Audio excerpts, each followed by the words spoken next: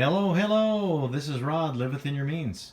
You know, it's the end of January. It's actually January 29th, 2022. And I've got some winter squash here, and I want to be able to use some of this up because I've got a bunch of bottles that I've emptied, eating a lot of the stewed vegetables that I've got. And I've got empty bottles here. Got a great big squash, but I had another great big squash. This is a rampicant squash, or a trombone squash. And the other one here was getting soft on the bulb. And that's right here in our apartment. So I wanted to use that up, but my wife is out of away, far away to visit her family right now. And there was no way I could eat this other rampicant squash, trombone squash. I've been eating part of it, but I figured, you know, I want to use that. I've got a bunch of empty bottles. So what I've done is I've cut up some of this rampicant, cut the skin off it, diced it up with an onion, and then I had some mushrooms too that were getting just a little bit older that I got at the supermarket. So I've got that all cut up, and I put it into a bunch of bottles, and I had extra salsa here because I don't have a lot of tomatoes.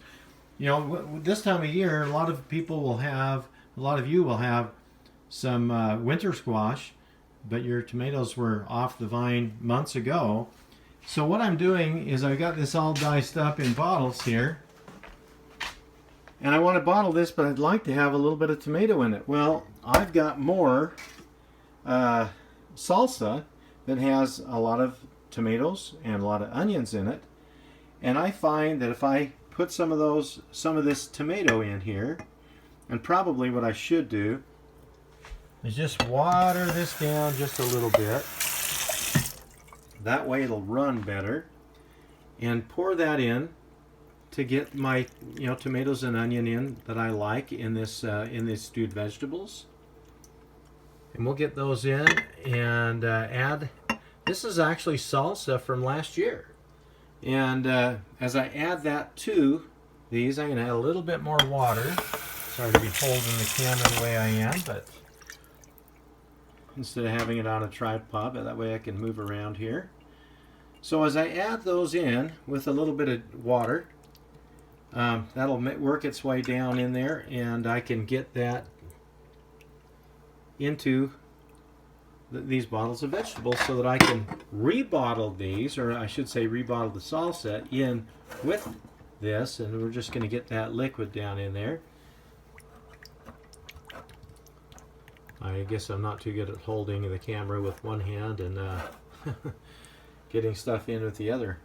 But as I get this together, now I've got some stewed vegetables, I've got some tomatoes in there, and I'm able to put these up and put them back into the pressure cooker and get those bottles. So when I take these back to the place where I've got our bottles stored, these will be full again of vegetables that we can eat. And of course I'll put a new date on those.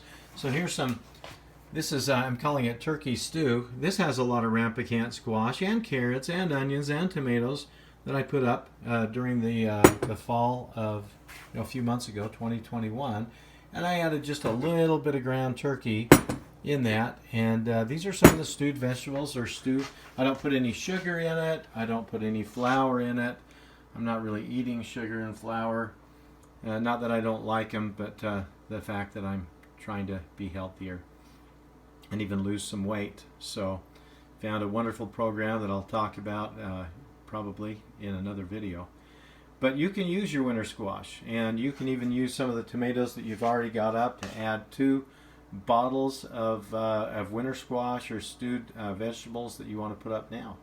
So just because it's winter, don't think you can't bottle some of the stuff you've got, as you've got winter squash that may be getting a little soft. I've got a whole bunch of winter squash over in my parents' cellar, and as those get soft faster than I can eat them, I'm going to be putting more of that up instead of having it go to waste. So this is Rod. Live within your means and have a wonderful day.